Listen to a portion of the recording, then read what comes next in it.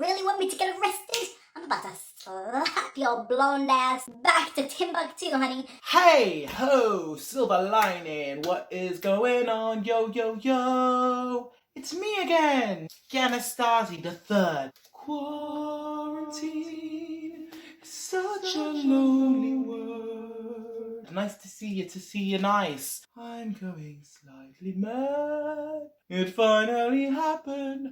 I think I'm mad.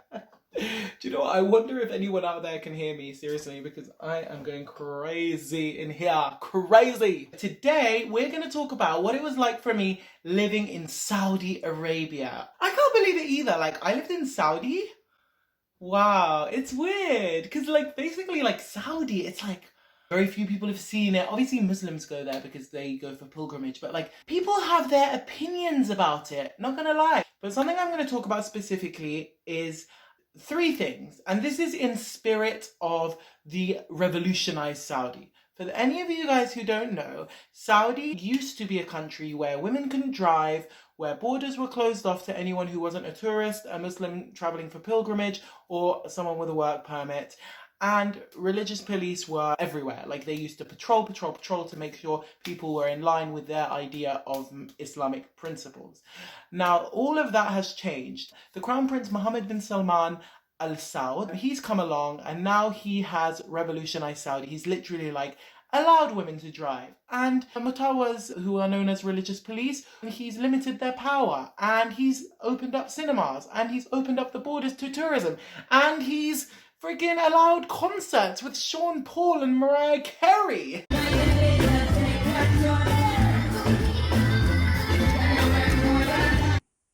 Basically, like, I'm going to talk to you about three specific things. What it was like when women couldn't drive, what it was like when Mutawas were around and my encounters with them, and how the closed off borders affected me.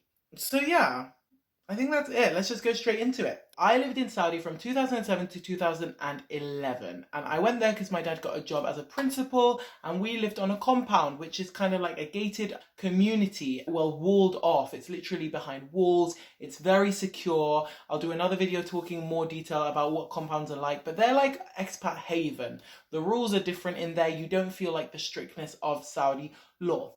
But in terms of women, their driving and their lifestyles, I can talk about my mum's perspective firstly, because it was a bit of a culture shock. Just because, you know, we have lived in countries where she has autonomy, she can wear whatever she wants. We moved to Saudi and all of a sudden she has to cover up, she has to completely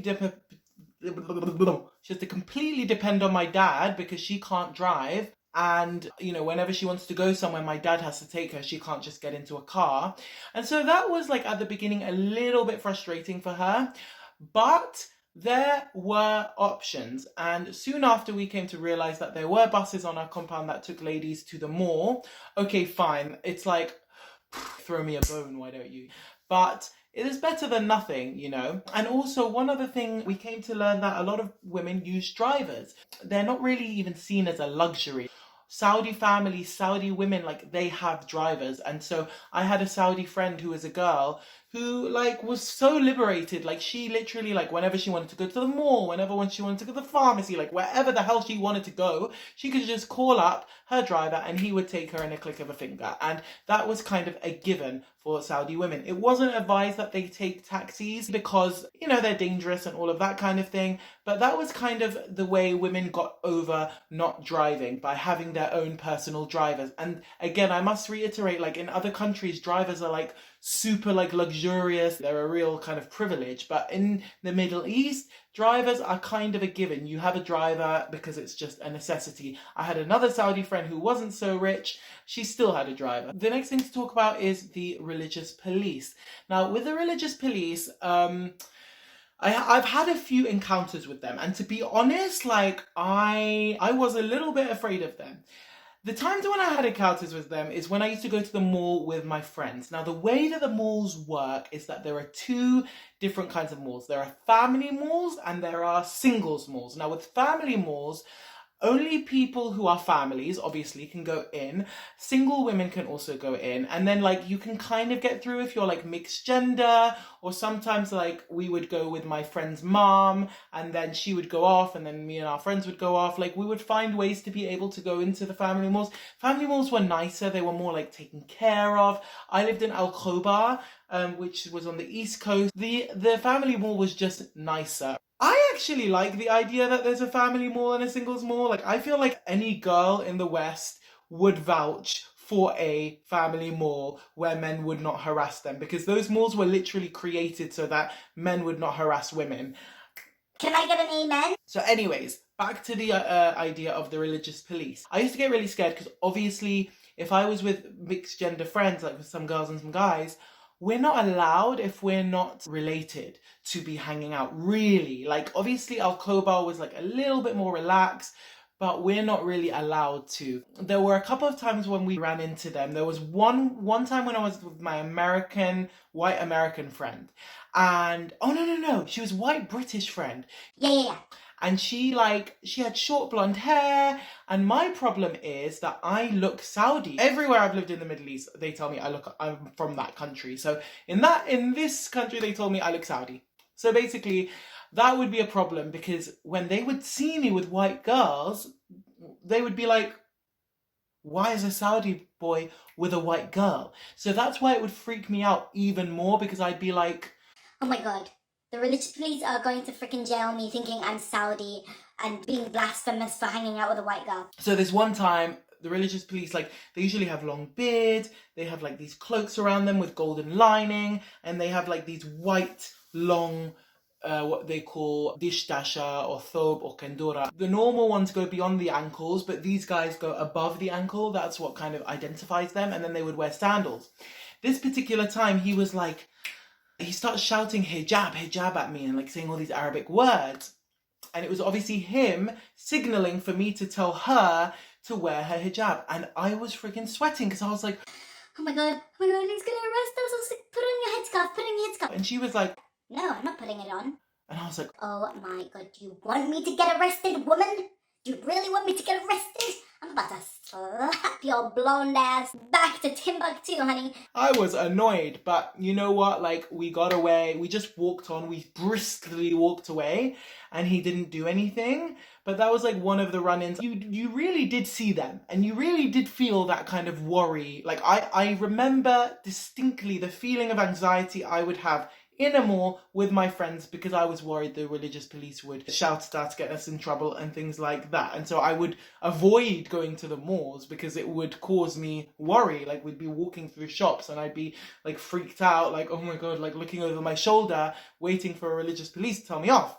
And the final thing I want to talk about is the closed off borders. Now, that didn't really affect me that much. To be honest, I'm really glad the borders have opened now, because Saudi has a lot of beauty. They've got like mountains and deserts and oceans where you can scuba dive in Jeddah, and they've got snow, and they've got, dry areas. Like, Saudi's huge and it's vast, and there's so much to see and so much beauty. And so this is the thing. This is like the biggest misconception with Saudi, like, that I want to round up based on all these 3 points. Like, yes, Saudi felt strict, and yes, like, women were limited, but I know so many Saudi women that are so liberated and so in control. I know a girl who literally, every time I check her Instagram, she's like in a new country, she's traveling, she's on holiday.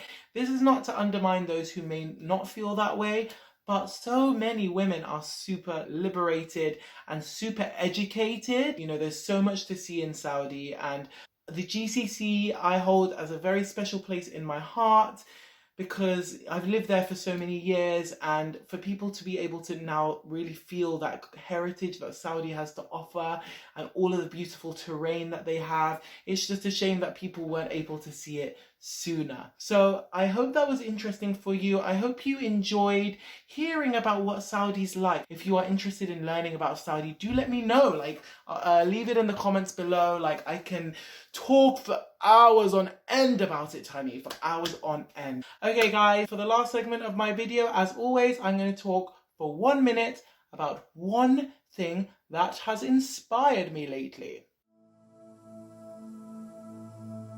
One thing that has inspired me lately is the feeling of gratefulness, right? There are times when we can get so low and forget about the things that we are blessed with, but the moments that inspire me most are the moments where you are in that space of gratitude, you are in that energy of gratitude, and you realize just how lucky you are to have the people in your life that you have, to be in the place that you are in your life, to have the qualities that God has given you. And when you're in that moment of gratitude, it's electric, and I am so inspired by those moments. Alright guys, hope you enjoyed my video. See you next time.